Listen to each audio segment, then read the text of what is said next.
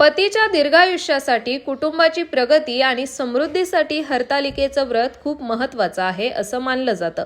हरितालिका व्रत हे कठीण व्रतांपैकी एक समजलं जातं. या दिवशी विवाहित महिला आपल्या पतीच्या दीर्घायुष्यासाठी पाणी आणि अन्नाशिवाय उपवास करतात. अविवाहित मुली चांगला वर मिळावा म्हणून या दिवशी उपवास करतात. यावर्षी हरतालिका पूजेचा मुहूर्त सकाळी 6:02 ते 8:33 असा आहे. तृतीया तिथी 5 सप्टेंबर 2024 रोजी दुपारी 12:21 सुरू होईल.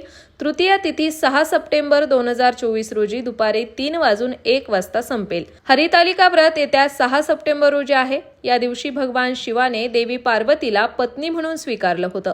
त्यामुळे विवाहित महिलांसाठी हे व्रत खूप महत्त्वाचं आहे. हरतालिकेचं व्रत शंकर पार्वतीला समर्पित आहे. हरतालिका व्रताची पूजा विधी. हरतालिका व्रतामध्ये गणेश, शिव आणि माता पार्वतीची पूजा केली जाते. तर व्हिडिओला लाईक करा आणि शेअर करा.